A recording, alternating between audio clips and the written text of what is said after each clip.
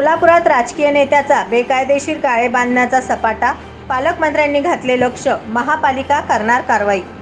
सोलापूर हरिभाई देवकरण प्रशाला शेजारील गावडे मंगल कार्यालय मराठा मंदिरकडे जाणाऱ्या रस्त्यावर बांधण्यात आलेल्या सर्व 15 अनधिकृत गाळे आठवडाभरात काढून घेण्यासाठी सोलापूर महानगरपालिकेने नोटीस बजावली आहे.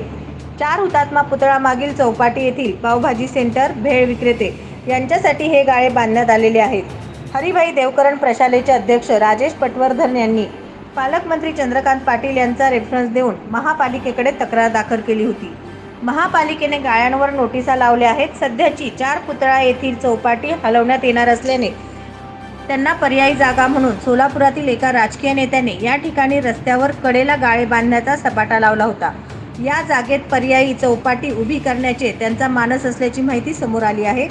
दोन्ही बाजूला शाळा असल्याने हरिभाई देवकरण प्रशालेला जेव्हा हे लक्षात आले तेव्हा त्यांनी जिल्ह्याचे पालकमंत्री चंद्रकांत पाटील यांच्याकडे बेकायदेशीर गाळ्यांबाबत तक्रार केली होती. त्यानंतर पालकमंत्र्यांनी महापालिकेला कार्यवाही करण्याच्या सूचना दिल्या. त्यानुसार महापालिकेने या प्रत्येक गाळ्यांवर नोटीस लावून सदरचे गाळे स्वखर्चाने काढून घेण्यात यावे, अन्यथा महापालिका कार्यवाही करेल असा इशारा या नोटीसद्वारे देण्यात आला आहे. यामुळे सोलापुरातील या ज्येष्ठ राजकीय नेत्यांची आता चांगलीच अडचण झाल्याचं दिसून येत आहे. विशेष म्हणजे हे गाळे बांधेपर्यंत शेजारच्या प्रशालेला कसे काय दिसले नाही असाही प्रश्न आता उपस्थित होत आहे. SB न्यूज चॅनलला लाईक करा, शेअर करा, सबस्क्राईब करा.